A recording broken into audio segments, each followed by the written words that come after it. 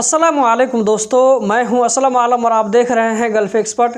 दोस्तों, आप में से बहुत सारे लोगों को शिकायत रहती है कि असलम भाई, आप हाउस वर्कर के बारे में बहुत कम बोलते हैं। आप जब भी वीडियो बनाते हैं तो सिर्फ कंपनी वालों के बारे में बताते हैं। तो मैं हमेशा उन लोगों को कहता हूं कि भाई, कतर में जितने भी रूल आते हैं अक्सर उनमें से कंपनी वालों के बारे में ही आता है। लेकिन आज की वीडियो सिर्फ हाउस वर्करों के बारे में होने वाली है, तो इस वीडियो को लास्ट तक ज़रूर देखें। अगर वीडियो अच्छी लगे तो आगे भी शेयर करें। लेबर मिनिस्ट्री की तरफ से ट्विटर के जरिए बताया गया है कि हाउस वर्कर की जो ड्यूटी होती है वो डेली 8 घंटा ड्यूटी होती है, उसके अलावा 2 घंटा ओवर टाइम होता है। मतलब कि हाउस वर्कर रोजाना 10 घंटा काम करेगा तो इसमें से 2 घंटा ओवर टाइम दिया जाएगा। मैं आप लोगों को बताता चलूं कि कतर में हर जुमा को छुट्टी होती है, चाहे वो हाउस वर्कर हो या कंपनी वर्कर हो, सबके लिए जुमा के दिन छुट्टी होती है। जुमा का दिन रेस्ट का दिन होता है। लेकिन मैं जो कतर में देखा हूँ इस रूल को फॉलो नहीं किया जाता है। हाउस वर्करों का अगर देखा जाए तो 24 घंटा ड्यूटी होती है। कफिल उसको किसी भी टाइम, चाहे वो दिन का 12 बजे हो या रात का 12 बजे हो, किसी भी टाइम उसको फ़ोन करके बुला सकता है काम पर जाने के लिए, कहीं भी उसको भेज सकता है। इसी तरह जुमा के दिन भी छुट्टी नहीं होती है। आप में से ऐसे बहुत सारे कम लोग होंगे जिनकी ड्यूटी 8 घंटा या इससे कम होगी और जुमा के दिन भी छुट्टी होगी। अगर देखा जाए तो इस तरह के लोग मेरे ख्याल से 5% भी नहीं निकलेंगे। इस वीडियो के नीचे में कमेंट में ज़रूर बताएं कि आप लोगों की ड्यूटी कितने घंटे होती है।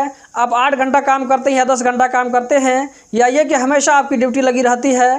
जुमा को आपको छुट्टी होती है या नहीं होती है, कमेंट बॉक्स में ज़रूर बताएं। दोस्तों, जब मैं हाउस वर्कर का टॉपिक छेड़ ही दिया हूँ तो मज़ीद इसके बारे में आप लोगों को इन्फॉर्मेशन देता हूँ। खास करके ऐसे लोगों को जो कि कतर में नए नए आए हैं या ये कि हाउस वर्कर में आना चाहते हैं। तो हाउस वर्कर का एक रूल ये भी है कि इन लोगों को कभी भी अगर कंपनी चेंज करना हो, मतलब कि किफ़ाला चेंज करना हो, किसी दूसरी कंपनी में जाना हो या ये कि किसी दूसरे कफील में जाना हो, तो इन लोगों को हमेशा कफील से एनओसी लेना पड़ता है। बिना एनओसी के चेंज नहीं होगा। आप में से कुछ दोस्तों ने ये भी बताया है कि मेरा कफील मुझसे घर का काम भी करवाता है, गाड़ी भी धुलाता है, घर की सफाई सुथराई भी कराता है, गार्डन का काम भी कराता है, यहाँ तक कि बर्तन भी धुलाता है, खाना भी बनवाता है। अगर आपका लक अच्छा है और आपको कफील अगर अच्छा हाथ लग गया है तो आपकी मस्ती ही मस्ती है। लेकिन अगर आपका लक ख़राब है, कफील थोड़ा आपको सख्त मिजाज हाथ लग गया, तो आपको वहाँ पर गाली भी सुनना पड़ता है, मार भी खाना पड़ता है। यहाँ तक कि वो कतरी के जो बच्चे होते हैं